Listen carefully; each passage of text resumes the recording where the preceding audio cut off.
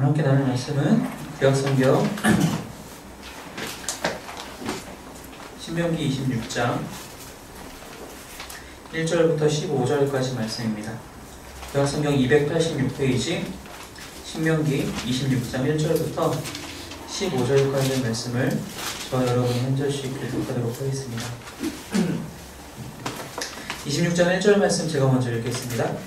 내 하나님 여호와께서 내게 기업으로 주어 차지하게 하실 땅에 내가 들어가서 거기에 거주할 때에 네 하나님 여호와께서 내게 주신 땅에서 그 토지의 모든 소산의 만물을 거둔 후에 그것을 가져다가 광주리에 담고 네 하나님 여호와께서 그 이름을 두시려고 택하신 곳으로 그것을 가지고 가서 그때 제사장에게 나아가 그에게 이르기를 내가 오늘 당신의 하나님 여호와께 아뢰나이다. 내가 여호와께서 우리에게 주시겠다고 우리 조상들에게 맹세하신 땅에 이르렀나이다 할 것이요.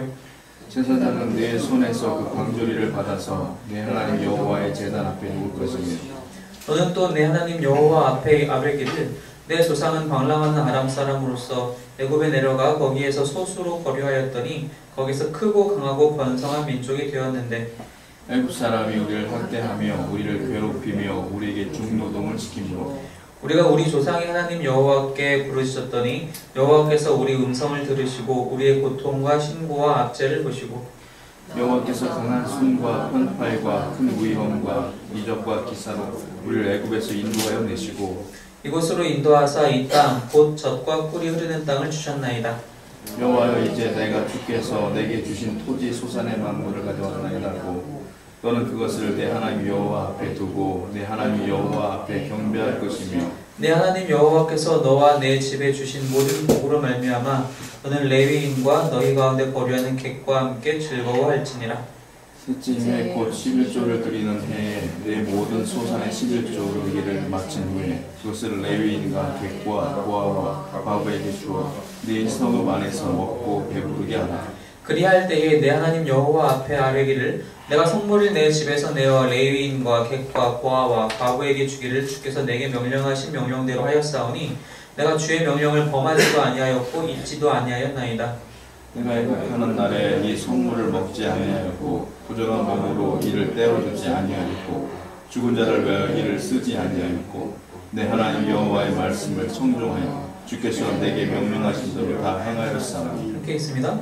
원하건대 주의 거룩한 조서 하늘에서 보시고 주의 백성 이스라엘에게 복을 주시며 우리 조상들에게 맹세하여 우리에게 주신 젖과 꿀이 흐르는 땅에 복을 내리소서 할지니라. 아멘.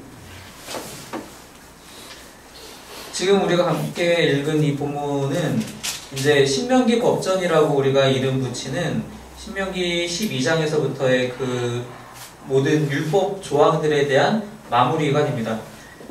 우리가 지금 신명기 5장에서 그 출애굽기에서 한번 나왔던 십계명의 이야기가 신명기 5장에서 한번 반복이 됐고 신명기 5장 이후에 이제 그 율법에 대한 어떻게 보면 십계명이라는 것은 이스라엘 백성들에게는 우리로 치면 헌법이 되는 거잖아요. 그 헌법에 대한 세부 조항으로서의 이야기들이 신명기 12장에서부터 그 율법 조항들이 쭉 시작되는데 그 율법 조항들을 특별히 모세는 어떻게 정리했냐면 모세 혹은 이 신명기 저자가 어떻게 정리했냐면 십계명의 한 계명씩을 이렇게 차례대로 그 계명에 대해서 살을 덧붙이면서 정리했다는 것이죠. 그래서 우리가 지난주까지 해서 10개의 계명을 다 그렇게 해서 이제 함께 나눴고요. 그것에 대해서 그 모든 율법에 대해서 이제 정리하면서 마지막으로 이것이 이제 그 신명기 법전이라고 하는 책의 마지막 단락이 되는 것이죠. 그 마지막 정리를 어떻게 이야기를 하느냐? 지금 우리가 읽은 26장 1절부터 15절까지에는 크게 두 가지 이야기가 있습니다. 첫 번째 이야기는 무엇이냐면은 2절의 말씀 보니까 그 토지의 모든 소산의 만물을 거두어서 그것을 이제 하나님 앞에 가지고 나간다고 합니다. 만물이라는 건 무엇이냐 말 그대로 첫 열매를 얘기하는 것이죠. 첫 열매. 이제 이스라엘은 곧 있으면 이제 모세가 떠나가고 요단강을 건너서 이제 여리고 점령을 시작으로 가나안 땅을 이제 정복하기 시작할 거예요. 그렇게 해서 이제 정복을 하게 되고 땅을 분배받고 각자 지파대로 이제 거기서 열심히 이제 농사를 짓든 또 목축을 하든 무언가를 하겠죠. 그렇게 해서 하면서 얻게 되는 첫 열매를 하나님 앞에 갖고 와서 하나님께 드리라는 것입니다. 그것이 지금 이 모든 율법들을 정리하면서 얘기한 두 가지의 첫 번째라는 것이죠. 우리가 이제 첫 열매라고 얘기할 때 이제 이스라엘 백성으로 치면은 이 첫 열매는 평생에 한 번이에요. 그죠? 왜냐하면 가나안 땅을 들어가서 나타나는 첫 열매니까요. 이들이 다른 땅을 더 이상 갈 일이 없어요. 이론적으로는 그렇죠. 우리가 역사를 알다시피 이미 이들은 이후에 수백 년 후에 바벨론으로 끌려가기도 하지만 땅의 이동이 있지만 민족의 이동이 이론적으로는 이들이 이제 가나안 땅에 들어가면 거기서 앞으로 계속 평생 잘 살아야 되는 거예요. 그죠? 그 땅에서의 첫 열매는 한 번 드리는 거예요. 그 땅은 처음 들어서 처음 이제 농사 짓고 얻게 되는 첫 열매니까요. 요즘 이제 현대에 와서 이 첫 열매에 대한 것들을 이제 성도들이 적용할 때에는 이런 식으로 많이 적용을 하잖아요. 이제 한 청년이 예를 들어서 대학교를 졸업하고 열심히 준비해서 취업 준비를 해서 취업을 해요. 회사에 들어가서 직장에 들어가서 받게 되는 첫 월급을 가지고 그대로 하나님께 정말 감사한 마음을 드려요. 뭐 그렇게 하시는 분들도 많이 있어요. 제가 많이 보기도 했고요. 이스라엘 백성에게도 마찬가지로 이것이 이제 이스라엘 백성을 통틀어서 역사를 통틀어서 말 그대로 첫 번째 열매를 드리는 딱 한 번 있는 일입니다. 근데 그 한 번 있는 일을 왜 해야 되는지에 대해서 지금 설명을 하고 있어요. 왜 해야 되느냐? 간략한 설명으로는 3절에서 얘기를 합니다. 그때 제사장에게 나아가 그에게 이르기를 내가 오늘 당신 하나님 여호와께 아뢰나이다. 내가 여호와께서 우리에게 주시겠다고 우리 조상들에게 맹세하신 땅에 이르렀나이다. 간략한 설명은 이겁니다. 하나님이 우리 조상들에게 약속하신 땅에 내가 드디어 들어왔습니다. 그렇기 때문에 내가 이것을 드립니다라는 거예요. 그것에 대한 구체적인 설명이 이제 5절부터 나와요. 5절부터 9절까지, 10절까지가 그 이야기죠. 이스라엘의 그 이전의 역사를 쭉 훑는 거예요. 우리 조상은 방랑하는 아람 사람이었는데 어떻게 하다 보니 애굽까지 내려가게 되었습니다. 애굽에 내려갔는데 거기서 소수로 내려갔지만 시간이 지나서 크고 강하고 번성한 민족이 되었습니다. 그런데 그렇게 돼버리니 애굽 사람이 너무 우리를 학대하고 괴롭히고 중노동을 시켜서 우리가 고통가운데 부르짖었더니 하나님이 여호와께서 우리 음성을 들으시고 우리의 모든 고통과 신고와 압제를 보시고 그 강한 손과 편팔과 큰 이용과 이적과 기사로 우리를 애굽에서 인도하여 내셔서 이 약속의 땅, 젖과 꿀이 흐르는 이 땅, 이 가나안 땅에 우리를 인도하여 주셨습니다. 그래서 10절 여호와여 이제 내가 주께서 내게 주신 토지소산의 만물을 가져왔나이다 라고 이렇게 얘기하면서 그 만물을 드리라는 거죠. 무슨 뜻이냐? 이 행위를 통해서 이스라엘이 생각해야 할 것은 지금 당장 내 손에 쥐어져 있는 이 첫 열매 그것에 대한 감사도 아니고 내가 그것을 이제 이 땅에 처음 들어와서 누렸으니 광야에 살면서 얼마나 그런 것들이 갈급했겠어요. 광야에서는 말 그대로 만나밖에 먹을 게 없었잖아요. 물론 그 만나를 우리가 먹어보지 않았으니까 어떤 맛인지 성경이 묘사한 것밖에 알 수는 없지만 40년을 먹었으면 질릴만도 할 것 같아요. 이제 들어가서 비로소 이제 자기들이 직접 씨 뿌리고 일궈서 나온 그 열매를 이제 먹게 됐는데 그거를 이제 하나님께 드려야 하는 거예요. 왜 드려야 되느냐? 그 이유는 단지 그냥 내 손 안에 있는 이것이 너무 기뻐서가 아니라 그 이전에 이 모든 과거에 하나님께서 이 이스라엘 백성을 어떻게 인도하셨는지에 대한 그 모든 은혜에 대한 감사로서 이것을 드린다는 겁니다. 자, 잠깐 예로 말씀드린 현대에 이것을 어떻게 적용하는가에 따라서 사람들마다의 당장 내가 회사에 취직해서 받은 첫 월급이 그게 감사한 게 아니라 그것만 감사한 것이 아니라 나를 지금까지 인도하셔서 내가 지난 시간 오랜 시간 동안 수년 동안 학교에서 공부하고 하나님께서 주신 은혜로 공부하고 지식을 쌓고 또 준비하고 이런저런 준비들을 마저 다 해서 취업이라는 관문을 뚫어서 여기까지 와서 이 자리에 와서 이렇게 하나님께 이러한 것을 받았으니 내가 이것을 그 모든 것에 대한 감사함으로 하나님께 드립니다라는 뜻이란 겁니다. 즉 이것은 현재의 은혜에 대한 감사가 아니라 과거부터 이루어지는 모든 것에 대한 감사를 즉 이 만물, 즉 첫 열매를 통해서 이스라엘 백성들이 하고 있다는 겁니다. 왜 이것이 중요하냐면은 당시에 왜 이것이 중요했냐면은 당시에 가나안 땅에서 섬겨지고 있었던 우상들은 자연 현상들이었어요. 그러니까 예를 들면 뭐 비가 내려온다. 그러니까 비가 내려오는 것은 바알의 축복인 거예요. 예를 들면 바알이라는 우상의 축복이 바로 비를 내리는 거예요. 뭐 이런 식으로 사람들이 생각하다 보니까 추수를 해서 얻게 되는 열매는 이방신들 그런 우상들이 사람들에게 주는 선물이라고 생각했던 거예요. 하지만 이스라엘 백성들은 다르잖아요. 이스라엘 백성들은 구별된 백성이잖아요. 그렇게 받아들여서는 안 된다라는 거죠.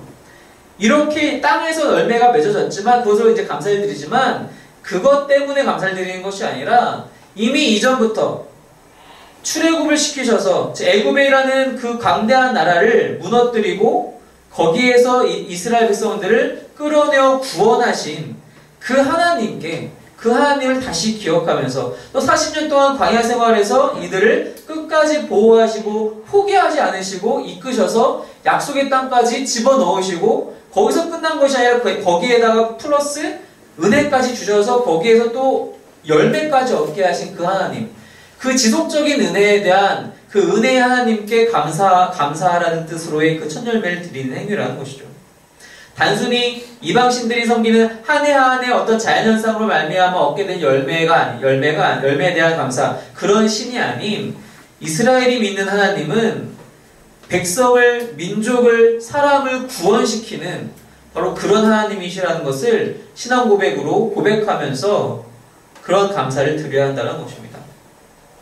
그것이 첫 번째고, 율법을 전리하면서의 그 첫 번째고, 두 번째는 뭐냐면은 12절부터 나오는데, 셋째 해 곧 11조를 드리는 해에 그 11조를 다 내기를 마친 후에 그것을 이제 레위인 객과 고아와 과부에 나누어 주어서 이러저러하게 배부르게 하라. 그러면서 하나님께 어떻게 아뢰야 하느냐? 그것이 13절부터 나오죠. 내가 성물을 내 집에서 내어 레위인과 객과 고아와 과부에게 주기를 주께서 내게 명령대로 하였사오니 내가 주의 명령을 범하지도 아니하였고 잊지도 아니하였나이다. 내가 애곡하는 날에 이 성물을 먹지 아니하였고 부정한 몸으로 이를 떼어두지 아니하였고 죽은 자를 위하여 이를 쓰지 아니하였고 내 하나님 여호와의 말씀을 청정하여 주께서 내게 명령하신 대로 다 행하였사오니 원하건대 주의 거룩한 처소 하늘에서 보시고 주의 백성 이스라엘에게 복을 주시며 우리 조상들에게 맹세하여 우리에게 주신 젖과 꿀이 흐르는 땅에 복을 내리소서 라는 기도를 하라는 겁니다. 즉, 이 두 번째 행위는 뭐에 관련되어 있느냐면은 일단 우리가 이제 이미 이전 신명기 말씀을 보면서 특별히 14장 말씀을 보면서 11조에 대한 이야기는 벌써 했어요. 그리고 그때 14장 본문에 셋째 해에 드리는 11조에 대해서 이미 우리가 얘기를 했어요. 그때 셋째 해에 드리는 11조는 용도가 다르다라고 그때 말씀드렸는데 그 얘기가 여기 한 번 더 나오는 거죠. 11조를 낸다는 건 뭔가요? 이스라엘 백성들에게 있어서 11조라는 것은 말 그대로 얻은 것에 대한 모든 소산에 대한 10분의 1이죠. 10개 중에 1개를 다시 하나님께 드리는 거예요. 물론 10개 중에 1개만 하나님의 것이라고 드리는 것이 아니라 이 10개가 다 하나님 것이지만 그 중에 1개를 우리의 믿음으로 당신께 드린다라는 그 고백으로 11조를 드리는 거잖아요. 근데 그것을 11조를 드리면서 하는 기도가 이러이러하니 결론은 15절이었죠. 원하건대 이러이러하게 우리에게 또한 이 땅에 젖과 뿌리는 이 땅에 복을 내리소서가 결론이 된다는 거죠. 무슨 뜻이냐? 이 두 번째 행위는 지금 현재에 내가 누리고 있는 은혜와 앞으로 하나님께서 나에게 주실 은혜에 대한 강구, 즉 그 현재로부터 앞으로도 지속적으로 하나님께서 허락하실 그 은혜에 대한 그것에 대한 믿음의 행위를 지금 이 두 번째 행위로 하고 있다는, 하나님께 요청하고 있다는 것입니다. 즉 26장 1절부터 15절까지는 결국 과거와 현재와 미래를 다 관통하는 하나님의 지속적인, 즉 끊이지 않는 그 은혜에 대해서 어떻게 반응해야 되느냐, 그 얘기를 하고 있다는 것이죠. 앞에서 나온 그 12장부터 해서 나온 그 10가지 계명에 대한 모든 확장된 이야기들이 그 땅에서 살아가면서 너희들이 어떻게 살아가는지에 대한 이야기였어요. 그 땅에서 살아간다는 것은 이미 하나님의 은혜를 받았고 누렸고 누리고 있다는 거죠. 그 안에서 너희들이 이 모든 것에 대해서 기본적으로 가져야 할 것이 바로 이러한 생각이라는 것입니다. 이러한 신앙이라는 것입니다. 하나님의 은혜는 끊이지 않는다는 거예요. 과거와 현재와 미래에 이르기까지 지속적으로 한순간도 끊이지 않으니 그것을 날마다 기억하라는 것입니다. 날마다 기억하라는 것입니다. 그게 율법을 마무리 짓는 이야기예요. 우리가 흔히 생각하기에 율법은 나를 얽매이고 나를 옥죄어오고 나를 제한하고 나를 구속하는 거라고 생각하기 쉽지만 그렇지 않다는 거예요. 그 율법 안에 내가 있다는 것 자체가 은혜라는 겁니다. 이스라엘 백성들은 그렇게 생각했어요. 왜냐하면 이스라엘 백성들은 율법을 지킴으로 구원받는다 절대로 생각하지 않았어요. 구원받았기 때문에 내가 출애굽을 하나님께서 나에게 해주셨기 때문에 내가 율법을 지킨다고 생각했다는 것이죠. 구원받은 백성이기 때문에 이미 은혜받은 백성이기 때문에 율법을 지킨다고 생각했다는 거예요. 이것이 나중에 이제 변형되고 탈색되어서 이제 그런 이제 예수님 시대에 가서는 그렇게 이제 많이 변형되었지만 그 원래의 의미는 그렇지 않다는 것이죠. 그런데 이제 여기서 생각해 볼 것이 한 가지가 있어요. 이렇게 이제 그게 이제 더 두드러지는 것이 이제 두 번째 이야기인데, 두 번째에서 보면은 얘기한 것과 같이 이러한 세 번째 해의 11조를 가지고 레위인과 객과 고아와 과부에게 나누어 주죠. 그래서 그것을 배부르게 합니다. 물론 첫 번째 그 만물을 드릴 때에도 11절에 보면은 그 만물을 드린 것으로 가지고 레위인과 또 그 가운데 거류하는 객과 함께 나누라는 것이죠. 생각해 봐야 될 것이 무엇이냐면은 이 13절부터 15절까지 기도에 뭔가 우리가 살짝 위화감을 가질 수는 있다는 거예요. 무슨 뜻이냐? 하나님, 제가 이렇게 다 했습니다. 당신이 나에게 셋째의 11조로는 이러한 어려운 사람들을 도우라고 했으니까 내가 이런 어려운 사람들 다 도왔습니다. 내가 이런 것들 14절에 내가 잘못 사용하지도 않았고, 이 14절에 나와 있는 이런 표현들, 애국하는 날에 선물을 먹는다라든가, 뭐 부정한 몸으로 떼어준다라든가, 죽은 자를 위해서 일을 쓴다라든가, 이런 것들은 다 우상숭배의 그런 행위에서 나오는 그런 것들을 묘사하는 것이거든요. 그러니까 잘못 하나님을 섬기지도 혹은 우상숭배를 하지도 않았고, 이 모든 것들을 다 하나님 말씀대로 내가 했습니다. 내가 이렇게 좋은 일들 많이 했으니까 15절에 나에게 복을 주세요 라고 착각할 수 있어요. 근데 그렇지는 않아요. 왜 그렇지 않느냐? 지금 이 고백을 이제 어떤 한 개인이 셋째 해에 11조를 드리고 가서 13절에서 15절까지 고백을 할 때 이 고백의 의미는 하나님, 내가 선행을 베풀었으니 나에게도 복을 주세요 라는 기도가 아니라, 하나님, 나는 당신께서 인도하신 그 약속의 땅, 젖과 꿀이 흐르는 이 가나안 땅에 들어와서, 즉 하나님의 나라에 들어와서 하나님의 말씀에, 하나님의 명령에 순종하였으니, 즉 하나님 나라의 방식대로 내가 지금까지 살아왔으니 그 하나님 나라에서 내가 마땅히 누릴 은혜를 나에게 앞으로 끊이지 않게 해주세요라는 그런 간구라는 거예요. 내가 단순히 선행을 베풀었기 때문에 나의 선행에 대한 보답을 나에게 해주세요가 아니라, 나는 늘 앞으로도 지금도 하나님의 말씀대로, 하나님의 명령대로 순종하여 하나님 나라의 방식대로 살아갈 것이니, 하나님 그 나라에 합당한, 그 나라의 백성에 합당한 그 은혜를 우리에게 허락하여 주십시오라고, 즉 그 나라에서 늘 하나님의 다스림 가운데 다스림 안에서 아래에 그 은혜를 날마다 누리며 살아가게 해주세요라는 그러한 간구라는 거예요. 내가 잘했으니까 나 잘했죠, 칭찬해주세요라는 간구가 아니라는 겁니다. 지금까지 그랬던 것처럼 앞으로도 그 은혜에서 우리가 벗어나지 않도록, 우리가 혹시나 교만하여 이것이 다 내 거라고 착각하고 교만하여 그렇게 벗어나지 않도록 우리를 그렇게 보호해 주세요라는 간구라는 것입니다. 결과적으로 이 26장의 이 본문을 통해서 모세가 이야기하고 싶은 것은 율법이 과연 무엇냐라는 겁니다. 율법이 과연 무엇냐. 십계명은 우리가 쉽게 얘기하는 것처럼 두 가지잖아요. 1에서 4계명까지 하나님을 사랑하는 것이고 5에서 10계명까지 내 이웃을 사랑하라. 그 이야기가 지금 1절부터 15절까지 다 들어있다는 거예요. 첫 번째 행위에서의 만물을 드릴 때에도, 두 번째에서의 셋째 해의 11조를 드릴 때에도 소외된 자들을 절대로 그냥 두지 않습니다. 늘 소외된 자들과 함께 누려요. 이웃사랑이, 수평적인 사랑이 이 안에 그대로 들어있다는 것이죠. 또 한 가지, 이 모든 것은 하나님 사랑 안에서 이루어진다는 것이다. 무슨 뜻이냐? 이 두 가지 모두가 예배 안에서 이루어지고 있다는 것입니다. 예배가 바로 하나님을 사랑하는 것이잖아요. 근데 그것이 하나님만 사랑하는 것이 아니요 이 어려운 자들과 소외된 자들과 함께 누림으로써 이웃을 사랑하는 것이 동일하게 이 안에 함께 들어가 있다는 것이죠. 즉 하나님 사랑과 이웃 사랑이 이 예배 안에 다 함께 녹아들어져 있다는 것입니다. 그래서 예수님도 말씀하시잖아요. 한 사람이 나와서 이제 물어볼 때에 어떻게 하면 영생을 얻을 수 있습니까? 전심을 다해서 하나님을 사랑하여라. 둘째는 이와 같으니, 둘째도 첫째 계명과 똑같은 것인데 내 이웃을 사랑하라. 내 몸과 같이 사랑하라. 다 여기 들어가 있다는 것이죠. 우리가 이것을 표면적으로 이 1절부터 15절까지 이야기를 표면적으로 보면 첫 열매 드리고 11조 드리고 그래서 헌금 얘기하는 거라고 착각하시지만 우리는 그 헌금에 집중하는 것이 아니라 이 헌금이 쉽게 얘기해서 이 헌금이 예배 안에서 드려지고 있다는 것을 생각해야 한다는 것입니다. 예배가 더 중요한 것이지 그 예배, 그러한 제물을 왜 드려야 하는지에 대한 그 이유가 더 중요한 것이지 그 제물 자체가 중요한 것은 아니라는 거예요.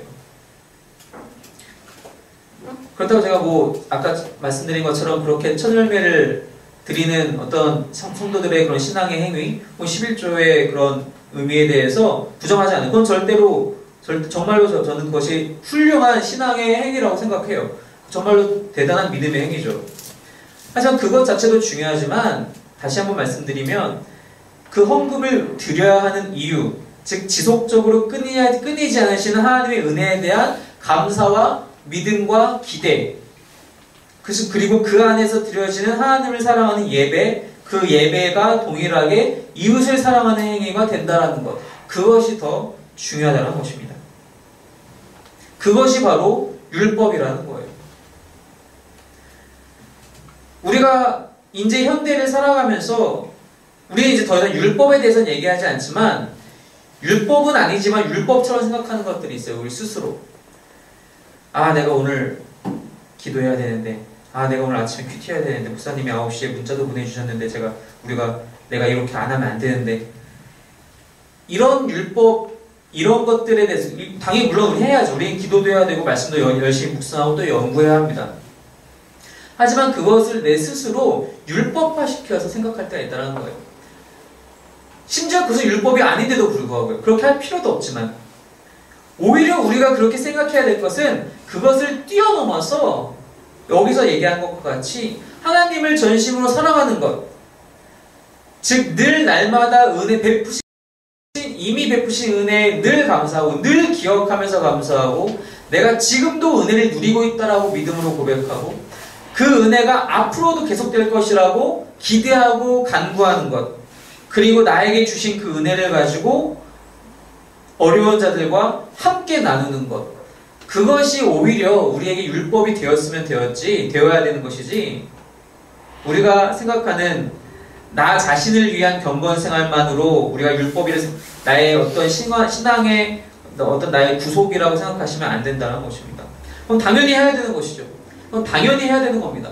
말씀 묵상이요, 기도 생활이요, 당연히 해야 되는 겁니다. 하지만 이러한 것들을 우리가 오히려 그런 것들만 너무 신경 쓰다 보니까 이러한 것들을 놓칠 때가 너무나 많이 있다는 것입니다. 결국 그래서 하나님 나라의 백성으로서 하나님 나라의 방식으로, 하나님 나라 생활 방식으로 살아가는 것이 너무나도 중요하다는 것입니다. 실제로 그랬나요? 실제로 이스라엘 백성들이 이제 요단강을 건너서 그랬습니까? 요단강 건너가서 그러면 여리고성 무너질 때까지밖에 아니었던 것 같아요. 여리고성 무너지자마자 아간이 범죄하죠. 아간이 범죄한 다음에 아이성에서 무너지죠. 아이성에서 무너지고 나서 또 잘못하죠. 그리고 이제 그 가나안 땅을 다 정복하나 싶더니 또 그렇지도 못해요. 사사기에 들어가서 정복을 하다 말다 결국엔 타협하고 살아가죠. 12사사들이 들어오면서 죄지었다가 회개하다가 다시 죄지었다 회개하다가 결국엔 나중에 나라가 무너지고 끌려가죠. 하나님 나라의 방식을 너무 쉽게 잊어버린다는 겁니다. 우리가 이것을 이스라엘 백성만 어떻게 그렇게 사람들이 못났을까 생각할 때가 아니라는 거예요. 우리도 마찬가지라는 것입니다. 우리도 하루하루를 살아갈 때에 내가 하나님 나라의 백성이라는 사실을 잊을 때가, 내가 하나님 나라의 생활 방식으로 살아가야 된다는 것을 잊을 때가 많다라는 거예요. 제가 이제 요새는 주중에 이제 이동할 때 차를 잘 안 가지고 다녀요. 지하철을 타고 다니는데, 이제 날이 추워지니까 많더라고요. 사람들이 또. 특별히 이제 어떤 오후 시간대에는 보면은 어머니들이 아이들 데리고 이제 많이 다니시잖아요. 아이들이 있으면은 특별히 이제 아이들이 어차피 뛰어다니니까 아이들이 보실 때는 제가 그런 생각이 잘 안 드는데 좀 이제 아기를 업거나 안고 이렇게 이제 있는 어머니들을 보면은 아 힘드시겠다라는 생각을 당연히 하게 돼요. 자리를 당연히 옮겨드려야 되는데 참 엉덩이 떼기가 쉽지가 않아요. 저도 애 키우는 사람으로서 참 그래야 되는데 그게 쉽지가 않아요. 나보다 어려운 사람을 저야 뭐 제가 제 두 다리로 서 있는 게 저는 불편하지 않으니까요. 그렇게 하면 되는데 참 그게 쉽지 않더라고요. 아, 내가 좀 있으면 한 두세 정거장 있으면 내리니까 그때까지 앉아있고 그럼 그 뒤에 앉으시겠지 라고 이제 그냥 생각하고 넘어갈 때가 종종 있어요. 어려운 사람을 생각한다는 것은 어렵지 않아요. 생각만큼 어렵지 않다는 것입니다. 내 주변에서 내 삶의 자리에서 얼마든지 할 수 있다는 것입니다. 내가 꼭 돈을 투자해야지만이 꼭 시간을 투자해야지만이 할 수 있는 것도 아니라는 거예요. 물론 그렇게까지 해서 하면 더 좋죠. 나에게 여력이 있다면 또 나에게 그럴 마음이 있다면 하나님이 나에게 그런 긍휼의 마음을 베풀어 주셨다면 당연히 그렇게 해야죠. 그렇게 하는 이유는 내가 선행을 베품으로써 내 자신이 내 마음속에서 으쓱거리고 하는 것이 아니라 혹은 내가 그렇게 선행을 베풀었기 때문에 하나님이 나에게 그것에 대한 무언가 보답을 주시겠지 라는 그런 기대 심리도 아니고 하나님이 나에게 은혜를 주셨기 때문에 그 은혜는 내 것이 아니라 하나님 것, 즉 이웃과 함께 나누는 것이라고 내가 믿음으로 고백하는 그런 행위가 되어야 된다는 것입니다. 그렇기 때문에 우리가 이 15절의 기도가 가능해진다는 거예요. 나에게 더 큰 복을 주세요가 아니라 지금까지 그러셨던 것과 같이 앞으로도 이 땅에 우리들에게 날마다 그 은혜를 날마다 더하여 주시옵소서라고 우리가 그렇게 기도해야 된다는 것입니다. 우리의 선행이 우리를 드러나게 하면은 그럼 우리가 칭찬받고 세상에서 칭찬받고 끝날 일이에요. 하지만 그렇지 않다면 그것이 하늘에 쌓인다라고 예수님께서 말씀하시잖아요. 율법의 의미, 그 마무리로서의 그 율법의 의미, 하나님을 사랑하는 것, 우리의 이웃을 사랑하는 것, 그 방식은 그 하나님의 은혜가 과거와 현재와 미래에 이르기까지 끊이지 않고 늘 지속적으로 우리에게 임하고 계신다라는 것. 그래서 그 은혜를 우리가 누리고 어려운 사람과 나눌 수 있다라는 것. 그것이 바로 하나님 나라를 살아가는 하나님 나라의 생활 방식이라는 것을 기억해야 한다는 것입니다. 그러한 삶의 자리에 바로 그러한 성도의 삶의 주변에 하나님 나라가 임할 수 있다는 것입니다. 그 나라를 날마다 살아가시는 그 은혜를 날마다 누리면서 그 새로운 은혜를 날마다 기대하시는 저와 여러분이 되시기를 주님의 이름으로 축원합니다.